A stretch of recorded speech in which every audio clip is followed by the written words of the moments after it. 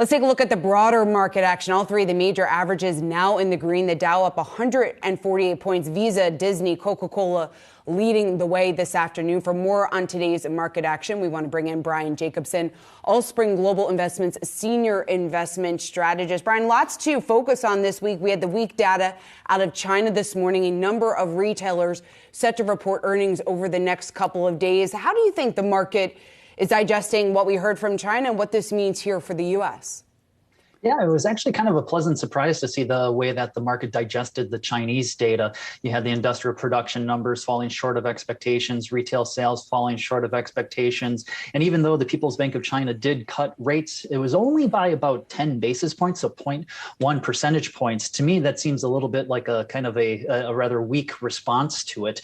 But, the market seems to be in a rally mode right now. And I think a lot of it is because there was quite a bit of damage that was done in the first half of this year.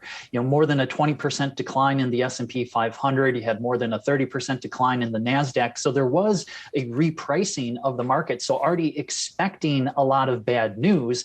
And so far, at least with the US data, things are looking a little better than people perhaps were fearing. And I think that can explain the resilience of this market so far, is just that low expectations and a resilient corporate America.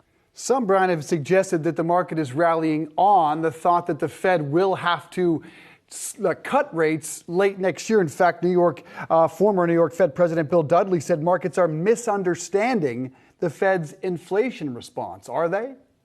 I don't think so. And I have a tremendous amount of respect for Bill Dudley, so don't get me wrong on this. But I do think that the market is pricing in a continuation of the Federal Reserve hiking rates. It's just at a somewhat slower pace. Now, when you do look at market traded instruments, as far as like the Fed funds futures, what is that telling us about what might happen in 2023? Yes, that is pricing in some rate cuts, but we have to take that with a massive grain of salt. I mean, the Federal Reserve is effectively flying blind as far as when it comes to what the economic data will be. And so are market participants. I think that really what the market is pricing in is that if we do get a slowing of growth and inflation at least heading in the right direction, if things get too bad when it comes to the growth outlook, that the Fed will eventually cut. However, I don't think that's a foregone conclusion. I think that if we continue to see growth, maybe finding a bottom here, getting a firmer footing going forward, that the Fed can maybe put things on cruise control in 2023 instead of needing to actually cut rates. Brian, we did get that slightly tamer inflation report. I guess you can call it that, at just around 8.5%. Do you think we're starting to see some light at the end of the tunnel? Yeah, so here at Allspring, my systematic edge multi-asset team, we've been talking about that. And it's kind of weird that we would be cheering at an 8.5% year-on-year inflation number, right? I mean, it's tame, but only relative to the 9.1% that we saw for the month before. But the important thing is that it's heading in the right direction. We released a blog saying that we think that actually the inflation outlook is about as clear as mud.